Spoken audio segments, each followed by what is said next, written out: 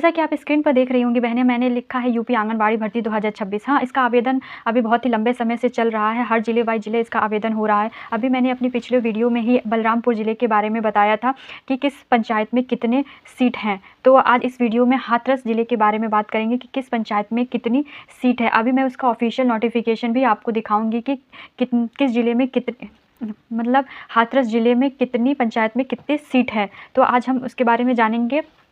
तो आपको पता होगा कि ये बिना परीक्षा की भर्ती है और सीधे मेरिट से चयन होगा। इसमें टोटल आपको चाहिए 12th आप पास होनी चाहिए। इसमें लिखा हुआ है कि सहायिका बनने के लिए 12th आपके पास होना चाहिए, 12th। पर इसमें एक कंडीशन भी है कि ये नहीं है कि सिर्फ आप 12th पास हैं, आप फॉर्म भर देंगे और आप पास हो जाएंगे, ऐसा नहीं होगा। अगर आप 12th से ज़्यादा क्वालिफ़िकेशन रखती हैं, जैसे इंटर, ग्रेजुएशन, पोस्ट ग्रेजुएशन या कंप्यूटर से कोई संबंधित आप रखती हैं जानकारी, तो आप इस फॉर्म में ज़रूर फिल कीजिएगा, क्योंकि इस फॉर्म में इंटर, ग्रेजुएशन, पोस्ट ग्रेजुएशन सबके मार्क्स इंक्लूड किए जाएंगे और फिर मेरिट बनाई जाएंगी, और जिन बहनें की मेरिट ज़्यादा होगी उसको सिलेक्ट किया जाएगा। तो आप ये मत सोचिए कि सिर्फ 12th पास है और आपने भर दिया तो आपका सिलेक्शन हो जाएगा, तो ऐसा नहीं होगा। और इसका आवेदन आप सिर्फ ऑफिशियल वेबसाइट पर ही जाके कीजिएगा। देखिए यहाँ पे लिखा है यूपी आंगनबाड़ी भर्ती इन, और वही जिस पंचायत की आप हैं उसी पंचायत से आप अपना फॉर्म फिल कीजिएगा, तभी माना जाएगा। अगर आप दूसरी पंचायत से फॉर्म फिल कर देती है तो बिल्कुल नहीं माना जाएगा। और इसमें प्राथमिकता किसको दी जाएगी? जो विधवा हैं, तलाकशुदा महिला हैं, उनको सबसे पहले प्राथमिकता दी जाएगी। उसके बाद से जो गरीबी रेखा से नीचे महिला हैं उनको दिया जाएगा। अगर आपको कोई भी संदेह होता है तो आप CDPO के कार्यालय में जाकर और भी गहराई से पता कर सकती हैं। तो इसके लिए आपको फॉर्म भरने से पहले आपके पास एक आधार कार्ड, वोटर ID कार्ड या पहचान पत्र कोई चीज़ है तो आप क्योंकि इससे रजिस्ट्रेशन करने के लिए लगेगा। निवास प्रमाण पत्र, जहाँ की आप हैं वहीं की निवास प्रमाण पत्र चलेगा। इंटर ग्रेजुएशन और पोस्ट ग्रेजुएशन की मार्कशीट लगाएंगे। पासपोर्ट साइज फ़ोटो लगेगी। ये इसका प्रोसेस है। देखिए कैसे आवेदन आपको जाना पड़ेगा। यहाँ पर यूपी आंगनबाड़ी भर्ती इन पर आप क्लिक करेंगे। जैसे ही आप ये डालेंगे यूपी आंगनबाड़ी भर्ती इन, तो ये वेबसाइट खुल जाएगी और सबसे ऊपर ही टॉप पर हाथरस ज़िले की लिंक होगा। वहाँ पे आप अपना, अगर आपने कभी रजिस्ट्रेशन नहीं किया है तो न्यू रजिस्ट्रेशन पे करेंगे। अगर आपने रजिस्ट्रेशन कर दिया है तो आपको अगर पासवर्ड याद है तो आप अपना मोबाइल नंबर और पासवर्ड डालिए। अगर पासवर्ड याद नहीं है तो आप फॉरगेट पासवर्ड करके उसे अपना नया पासवर्ड बना सकती हैं। तो चलिए देखते हैं कि किस पंचायत में कितनी सीट है हाथरस ज़िले में। तो मैं थोड़ा सा जूम कर देती हूँ जिससे आपको दिखाई देगा कि आप देख सकते हैं कि किस ज़िले में कितनी सीटें हैं। मैं एक एक करके बोलती जाती हूँ, आप देखते जाइएगा किस ज़िले में कितनी सीट है। मुरादाबाद में 33 है, हाथरस ग्रामीण में 38 सीट है, सिकंदराराव में 36 है, सासनी में 23 है, हसायन में 25, सहपाऊ में 18, मुरसान में 45, हाथरस शहर में 11 और कुल मिला के 229 पद है।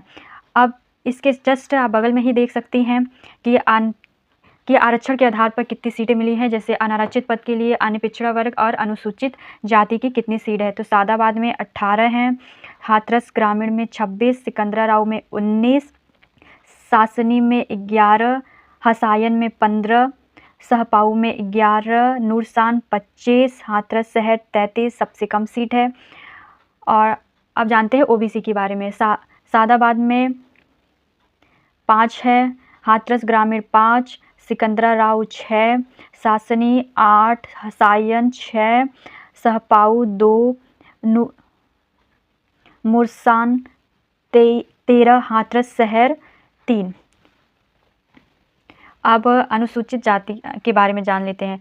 सादाबाद में 10 है, हाथरस ग्रामीण में 7 है, सिकंदराराव 11, सासनी 4, हसायन 4, सहपाऊ 5, मुरसान 7, हाथरस शहर 5।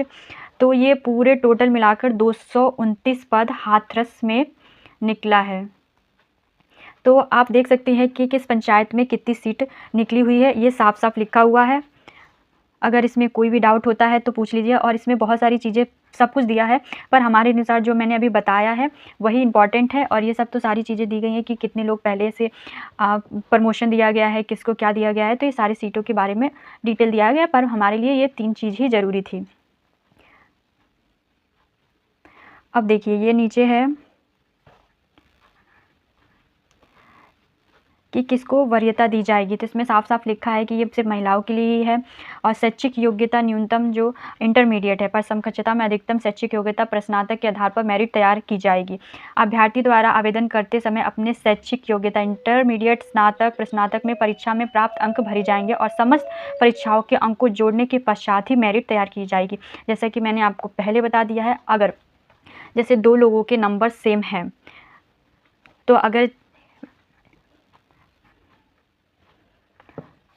जैसे कि 2 लोगों का नंबर सेम है, अगर एक ए है और एक बी है, अगर ए का नंबर ज़्यादा आता है और बी का नंबर भी ज़्यादा आता है, मतलब दोनों अगर एग्जैक्ट सेम रहते हैं, तो जिसकी आयु ज़्यादा होगी वो से दिया जाएगा वरीयता।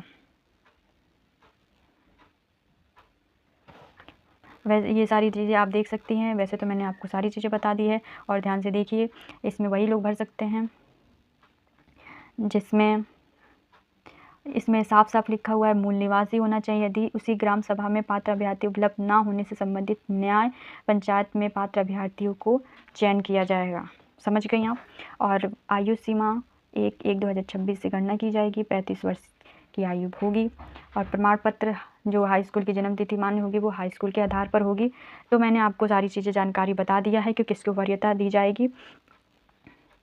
ये देखिए ये लिखा हुआ है, ये सारी चीज़ें वरीयता का है, आप स्क्रीन पर देख सकती हैं। अगर आपको दिख रहा होगा कि उसी ग्राम, वार्ड, शहरी निवासी, ग्राम गरीबी रेखा से नीचे जीवन यापन करने वाले परिवार की विधवा, तलाकशुदा या परित्याग महिला को दिया जाएगा। उसके बाद फिर से आगे क्या, अगर नहीं मिलती हैं तो गरीबी रेखा से जीवन यापन करने वाले अभ्यर्थी नाम मिलने पर उसी ग्राम, शहरी में कैसी गरीबी रेखा से नीचे यापन करने वाले परिवार की महिलाओं को योग्यता मिलेगी। तो ये सारी चीज़ें हैं, जो भी सारी चीज़ें मुख्य थी मैंने वो बता दिया है। तो ये ज़रूरी था। ये आप एक बार और देख सकती हैं कि किस ज़िले में कितना है। तो आप जल्द से जल्द इसका फॉर्म भर दीजिएगा, क्योंकि इसका फॉर्म का लास्ट डेट सिर्फ 4 तारीख ही है। ज़्यादा दिन का समय नहीं मिला है, सिर्फ 4 तारीख है।